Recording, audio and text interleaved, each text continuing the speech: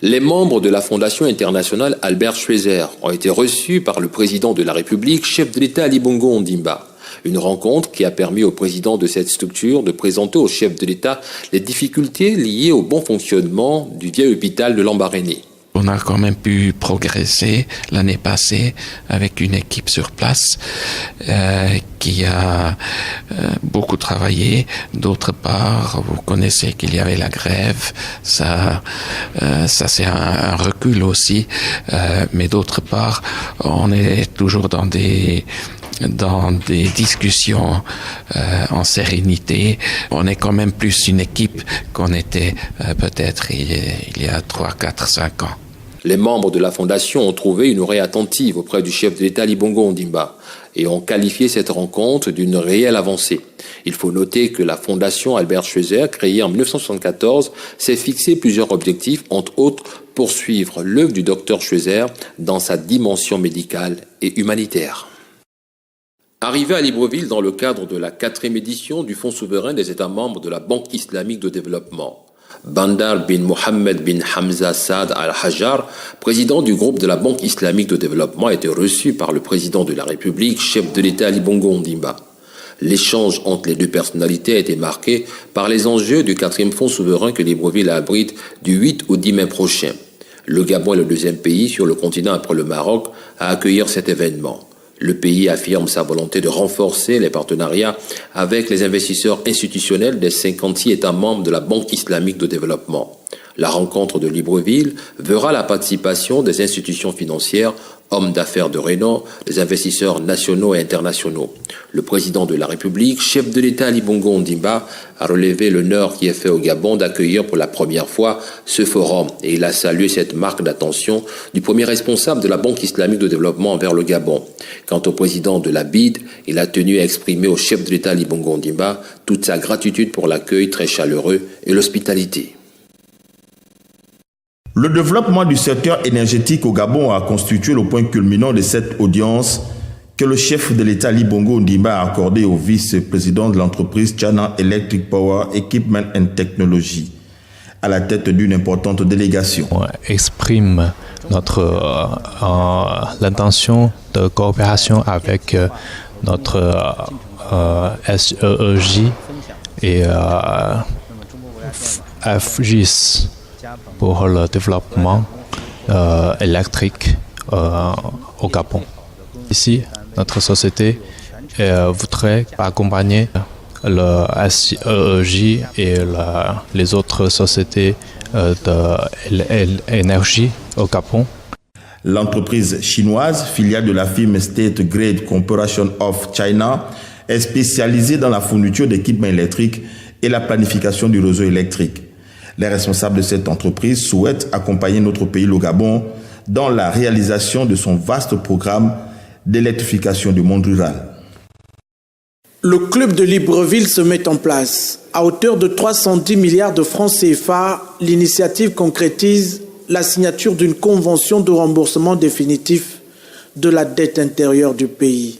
Donc c'est un grand pas que nous allons réaliser à partir de la conclusion de ce règlement du club de Libreville dans la résolution d'une question centrale, la dette au profit des entreprises.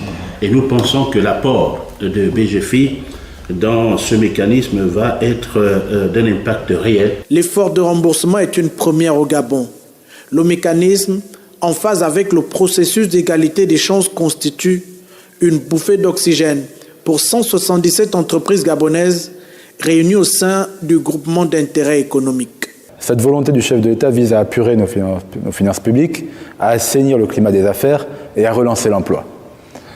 Ce qui est intéressant également dans l'instruction qui est donnée par le chef de l'État, c'est qu'elle oblige l'ensemble des bénéficiaires de ces paiements, c'est-à-dire les bénéficiaires de la dette intérieure, à démontrer, un, que les travaux ont été réalisés, deux, qu'ils sont à jour avec, je dirais, sur le côté fiscal, social, etc., qu'ils payent leurs impôts correctement, et trois, également, que l'ensemble de l'argent réinvesti servira de la création de valeur sur le territoire gabonais. Dès le 15 février 2018, 77% du montant total de la dette initiale, évalué à 400 milliards de francs CFA, doit être épongé. Nous avons entendu le cri des entreprises gabonaises et nous n'avons pas voulu rester insensibles. Et on a toujours tendance à regarder et à privilégier la dette extérieure, mais j'ai voulu que cette fois-ci, nous puissions nous préoccuper de notre pays, de nos entreprises, de nos compatriotes. Engagé dans la réforme du secteur public et la relance de l'économie, l'État gabonais et la BGFI Bank, chef de file du club de Libreville, redonnent ainsi confiance aux entreprises. Environ 14 millions de personnes venant des 4 coins du globe vont converger en 2025 vers Ekaterinbourg en Russie en la faveur de l'exposition que ce pays va organiser. Voulant compter le Gabon parmi les invités, le président Vladimir Poutine a mandaté auprès de son homologue Ali Bongo Ondimba le vice-ministre russe de l'Agriculture. Nous avons fait la présentation de la ville de Yekaterinbourg pour l'accueil de cette exposition universelle et nous espérons que le président était content et impressionné par cette présentation. Améliorer la qualité de vie à partir des technologies de l'information et de la communication est l'objectif visé par l'Expo 2025 en Russie. Le Gabon, qui met un point d'honneur au développement d'éthique, est attendu à cette exposition. Et le plan de la construction de la site de l'exposition prévoit la création de Smart Ville où chaque pays peut avoir son représentation au cours de l'exposition. C'est pourquoi, à notre avis, la participation du Gabon à l'exposition donnera un développement immense à nos relations, particulièrement dans le domaine des technologies modernes. Cette invitation des autorités russes au Gabon est la preuve de l'excellence des relations russo-gabonaises vieilles de près d'un demi-siècle. Promouvoir la candidature du Japon à l'exposition universelle d'Osaka en 2025. C'est la quintessence de cet entretien. Le chef de l'État et son hôte représentant du gouvernement japonais ont aussi pour l'occasion revisité le partenariat entre les deux États pour soutenir le développement durable, la relance et la diversification de l'économie gabonaise. Je pense que c'est un entretien qui a permis pour l'ambassadeur Okamura de prendre de vive voix les idées, les grandes orientations que le chef d'État, en tant que président en exercice de la CEAC, a pour le renforcement du partenariat entre le Japon et l'Afrique qui s'exerce déjà au sein du TICAD et comment le TICAD peut insérer une dimension sous-régionale qui touche l'Afrique centrale dans ce partenariat. L'échange a permis aux diplomates japonais de prendre la mesure de l'ambition du président Ali Bongo Ondimba pour le renforcement des relations et la promotion d'une coopération régionale. Et donc, nous croyons que le Gabon doit être un pays de pivot dans cette région. Séance tenante, le président de la République a reçu une invitation officielle du gouvernement japonais pour la TICAD 7, la conférence internationale de Tokyo sur le développement de l'Afrique en 2019 à Yokohama au Japon. Enrichir la coopération militaire entre le Gabon et la Chine, c'est la trame de cette rencontre. Le président de la République et le ministre chinois en charge de la défense se sont engagés ici à consolider l'axe Libreville-Pékin sur le plan militaire. Général Chang Wanquan a souligné que l'amitié étroite qui relie les deux peuples, les deux armées, ont été baptisées depuis sa naissance par les anciens dirigeants de l'État, y compris le président Omar Bongo, et développées davantage par les dirigeants de l'État actuel, qui veut dire président Xi Jinping et président Ali Bongo.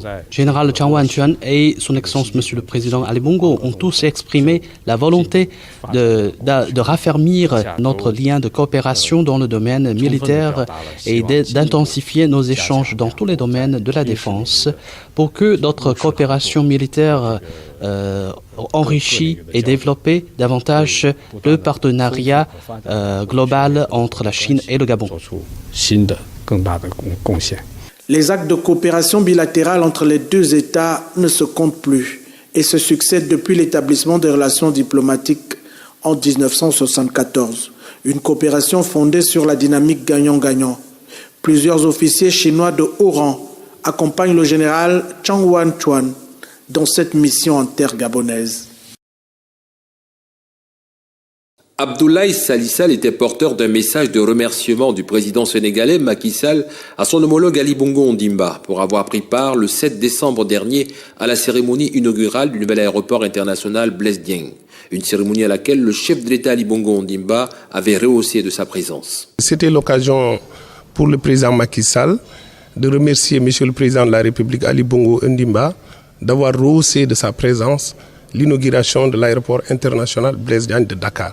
Voici, entre autres, le but de ma visite ici aujourd'hui, porteur d'un message pour réaffirmer aussi l'attachement du Sénégal à des relations de qualité entre le Sénégal et le Gabon qui a toujours existé. Donc voilà un peu la raison de ma visite chez vous aujourd'hui. Ce message de remerciement de Macky Sall à son homologue Ali Bongo Ondimba témoigne de l'excellence des relations d'amitié et de fraternité qui existent entre les deux dirigeants et surtout entre les peuples gabonais et sénégalais. Il est 10h30 lorsque la délégation conduite par le vice-président et trésorier de la multinationale accède au bureau présidentiel. Entité de la Banque mondiale, la Société financière internationale est bien disposée à soutenir le Gabon dans sa quête vers des lendemains meilleurs. Monsieur le Président a partagé avec nous donc sa vision pour son engagement vis-à-vis du développement du secteur privé. Et comme vous le savez, pour la SFI, le secteur privé est au cœur de notre stratégie car le secteur privé génère plus de 90% des emplois. Créée en 1956, la SFI est la plus importante institution mondiale d'aide au développement. Ces activités concernent exclusivement le secteur privé dans les pays en développement. Son objectif, contribuer à créer des opportunités pour tous. Pendant les 60 dernières années, nous avons investi dans plus de 120 pays et nous aimerions beaucoup faire davantage dans la région. SFI investit par an à peu près 20 milliards de dollars, dont 5 milliards de dollars en Afrique subsaharienne. Et notre souhait est d'augmenter nos financements au Gabon dans les secteurs prioritaires afin d'aider le Gabon à croître économiquement. Plus qu'une belle opportunité, cet entretien est un potentiel levier de financement et un nouveau partenariat pour l'avenir et l'égalité des chances en République gabonaise. Monsieur Augustin Daoué, chef de canton des Acous, représentant la famille Houphouët-Boigny. C'est au seuil de la porte que le représentant de la famille de feu Félix Houphouët-Boigny est accueilli par le chef de l'État. À ses côtés, Brice Lacruche Alianga, son directeur de cabinet. L'échange est chaleureux et convivial. Pour la famille du père de la nation ivoirienne, la visite de courtoisie de ce jour représente bien plus. C'est une visite de courtoisie, une visite familiale qui suit une visite qu'il a faite à Yamoussoukro, à la famille Houphouët-Boigny. Et là, Madame Houphouët-Boigny Monique et la chefferie cantonale de Yamoussoukro sont venus le voir pour lui rendre cette visite de courtoisie, lui dire merci et prendre de ses nouvelles. Et à la suite de cela, on va aller s'incliner sur la tombe de son regretté père, le regretté père à tous les Ivoiriens également, du fait de nos liens. Cette visite est une esquisse des liens historiques qui unissent les peuples ivoiriens et gabonais au-delà de l'amitié entre les défunts Houphouët-Boigny et Omar Bongo Ondimba. Franceville, la capitale provinciale du Haut-Ogooué, devrait abriter la séquence émotion de ce séjour de 72 heures. Pour un devoir de mémoire, au mausolée où repose désormais pour l'éternité l'artisan de la paix au Gabon, Omar Bongo Ondimba.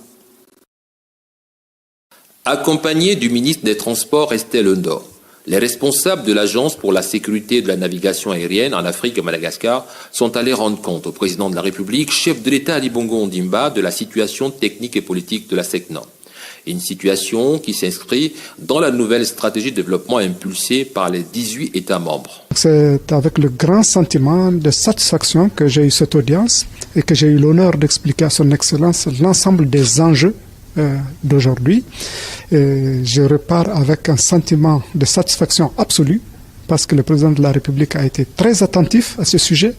Il est particulièrement au courant des affaires de l'aviation civile, tant gabonaise que mondiale et africaine. Et donc, je repars renforcé de cette audience pour conduire un projet au bénéfice de nos États membres. Pour le directeur général, la SECNA se porte mieux et l'heure est à l'amélioration des infrastructures en termes d'investissement. L'agence ASECNA se porte beaucoup mieux sur le plan des investissements et de l'outil de travail.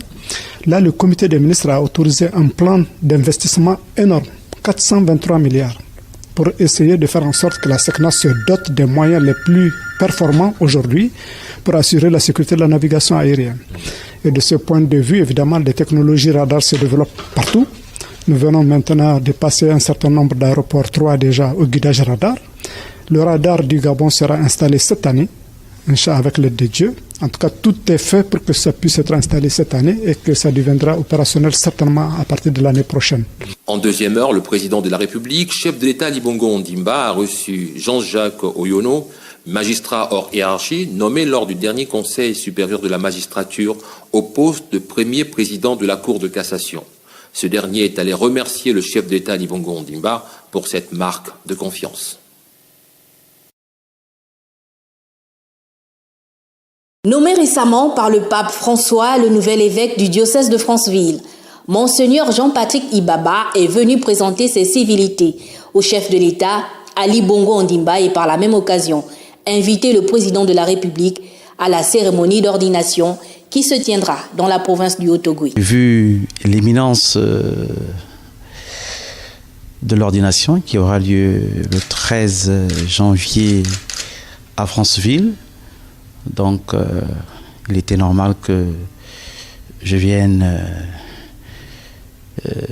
dire bonjour et puis faire connaissance physiquement, rencontrer le président de la République en tant que premier citoyen et chef de l'État de notre pays. Selon ces mots, il dit que c'est de bon augure, n'est-ce pas, de commencer l'année 2018 avec une cérémonie de ce genre. Donc, ça sera l'occasion également de prier pour le Gabon, afin que notre pays se construise davantage. Ancien recteur du séminaire national Saint-Augustin de Libreville, l'homme de Dieu succède à Timothée Modibo Zokena, disparu en 2016. Il entend poursuivre l'œuvre qui consiste à rassembler et susciter le vivre ensemble. À Franceville, il y a deux grandes provinces, le Haut-Ogooué et le Gouelelo. Donc, je pense que la particularité de l'évêque, c'est avant tout c'est de rassembler, n'est-ce pas? C'est de construire le peuple de Dieu et essayer d'inculquer aux uns aux autres que tout ce que nous faisons ici sur terre, n'est-ce pas, eh bien nous devons le faire en essayant de se conduire selon, n'est-ce pas, les chemins de Dieu. Né le 18 avril 1966 dans la province de l'Estuaire, Monseigneur Jean-Patrick Ibaba est le troisième évêque du diocèse de Franceville qui a été érigé en 1974. C'est en sa double qualité d'ancien footballeur international et homme politique libérien que Georges Weah a été introduit à la présidence de la République. Pour cette première rencontre entre Ali Bongo Ondimba et son hôte, un maillot en guise de présent.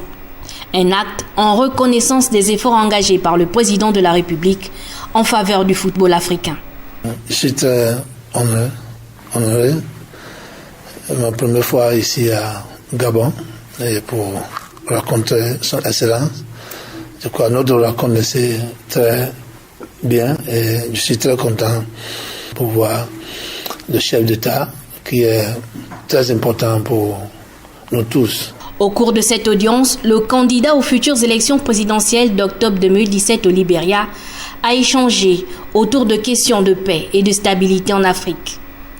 Dans cette ambition qui est la sienne, George Weah sera suppléé par une femme. Les femmes qui sont à la base du développement de toute société africaine.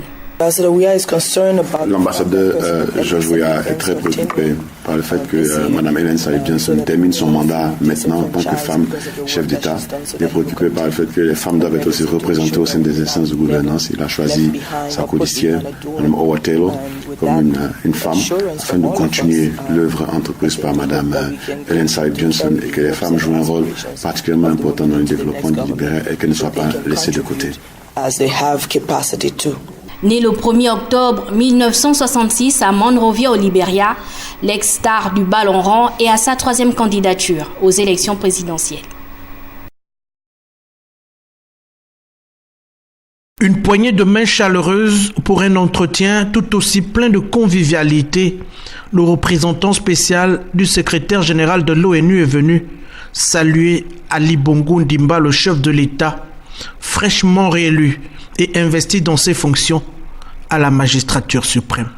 Le chef de l'État a bien voulu me recevoir, comme vous pouvez deviner à la suite de son investiture hier et du discours qu'il a tenu, qui est un discours de rassemblement, d'appel au dialogue, aux acteurs, et que j'ai apprécié. Je suis venu évidemment le féliciter pour ça et naturellement me permettre de l'encourager à cela et en même temps lancer un appel à l'ensemble des acteurs du Gabon pour que cette page de conflit soit tournée au bénéfice de l'unité du pays. Le chef du bureau régional des Nations Unies pour l'Afrique centrale a exhorté le numéro 1 du Gabon à inscrire davantage son action dans la consolidation de la démocratie au Gabon. Rappelons qu'avant cet échange, le président de la République s'est entretenu en tête-à-tête avec Franck-Emmanuel Issoze Ngondé. Le Gabon, pays producteur de pétrole, devient un nouveau membre de l'OPEP, l'organisation des pays exportateurs de pétrole. Une décision qui est l'objet de cet entretien entre le président de la République et le secrétaire général de cette organisation. Very important and historic meeting. Le secrétaire général signifie que c'est une visite historique parce que le Gabon revient à l'OPEP après 20 ans. Et il souligne le leadership du président de la République qui a pris la décision de réintégrer l'OPEP pour accompagner la stabilité du marché. To bring back Gabon to OPEC. Au cours de cette audience, il a été également question de la politique du Gabon dans le domaine de l'industrie pétrolière. And secondly, since yesterday we have had, alors le secrétaire général de l'OPEP signifie qu'hier il a eu donc des rencontres importantes, une séance de travail au ministère du pétrole et des hydrocarbures. Il signifie que le plan de redéploiement stratégique qui lui a été présenté rentre dans la vision même de l'OPEP en termes de bonnes pratiques de gestion et de bonne gouvernance. Et il loue à nouveau le leadership du président de la République qui veut faire donc du Gabon un pays phare de l'industrie pétrolière. Après 20 ans d'absence, cette nouvelle adhésion est le fruit de la volonté du chef de l'État, Ali Bongo Ondimba. Une adhésion qui va permettre au pays de booster son économie au moment où le prix du baril de pétrole connaît quelques fluctuations. Entretien entre l'émissaire du roi Mohamed VI et le président de la République gabonaise, Ali Bongo Ondimba. C'est une audience qui a permis aux deux hommes d'aborder plusieurs questions relatives aux relations bilatérales qui lient les deux pays frères, mais également les sujets d'ordre régional et international. L'entretien s'inscrit dans le cadre d'une tradition de concertation entre les deux chefs d'État frères. Il a porté sur les relations bilatérales singulières entre le Royaume du Maroc et la République gabonaise, sur le suivi des accords conclus et des projets lancés sous la présidence des deux chefs d'État. L'entretien également portait sur les prochaines échéances continentales et sur d'autres questions régionales et internationales. Le Gabon et le Maroc ont conclu des accords dans plusieurs domaines, le social, l'économie, la technologie et bien d'autres. Cette visite de Nasser Bourita, ministre des Affaires étrangères du Maroc, témoigne de l'excellence des relations diplomatiques historiques entre nos deux pays. Le président du Parti social-démocrate, Pierre-Claver Magenga Moussavou, candidat à la présidentielle du 27 août dernier, a été reçu par le président de la République, chef de l'État Ali Bongo Ondimba. Une rencontre qui s'inscrit dans le cadre de la main tendue initiée par le chef de l'État à l'ensemble des acteurs politiques. Je suis allé dire au président de la République que j'étais favorable au dialogue.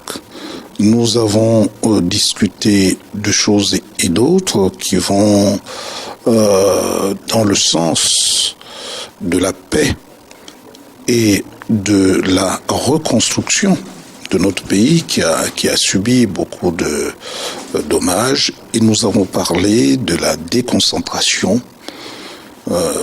et aussi de la décentralisation. Et je crois que tout cela devra se traduire assez prochainement dans les différents budgets. Entre autres sujets évoqués, les questions de décentralisation, d'apaisement et de tolérance. Pierre-Claver Magenga Moussavou s'est dit favorable si son parti était convié à faire son entrée au gouvernement. Si le PSD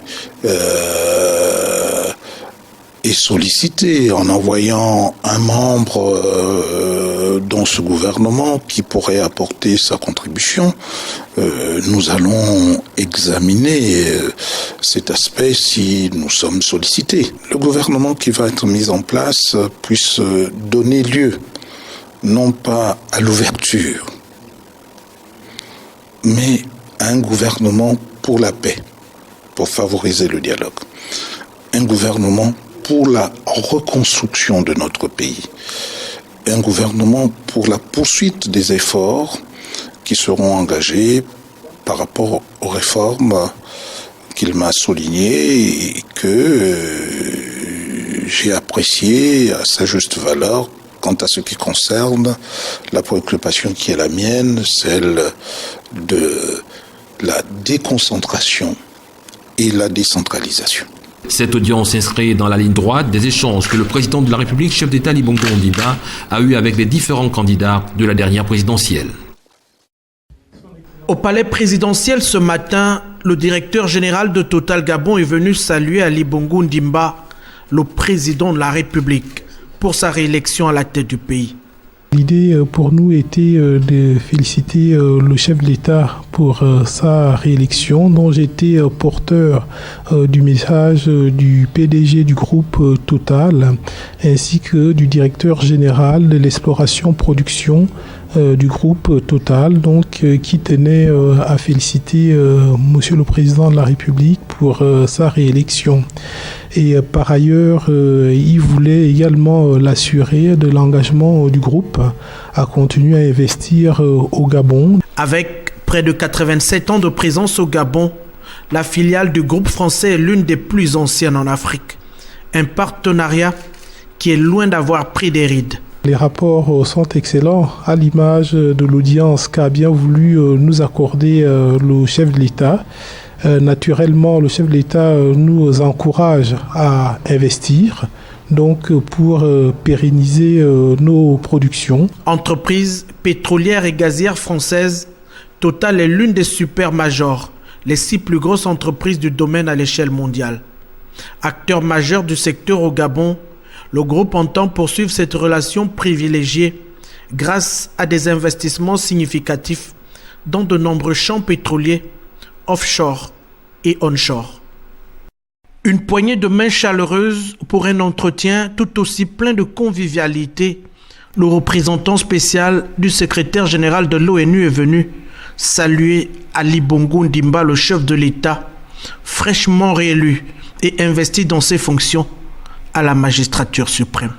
Le chef de l'État a bien voulu me recevoir, comme vous pouvez deviner à la suite de son investiture hier et du discours qu'il a tenu, qui est un discours de rassemblement, d'appel au dialogue, aux acteurs, et que j'ai apprécié. Je suis venu évidemment le féliciter pour ça et naturellement me permettre de l'encourager à cela et en même temps lancer un appel à l'ensemble des acteurs du Gabon pour que cette page de conflit soit tournée au bénéfice de l'unité du pays. Le chef du bureau régional des Nations Unies pour l'Afrique centrale a exhorté le numéro 1 du Gabon à inscrire davantage son action dans la consolidation de la démocratie au Gabon. Rappelons qu'avant cet échange, le président de la République s'est entretenu en tête-à-tête avec Franck-Emmanuel Issoze Ngonde, le ministre d'État en charge des Affaires étrangères.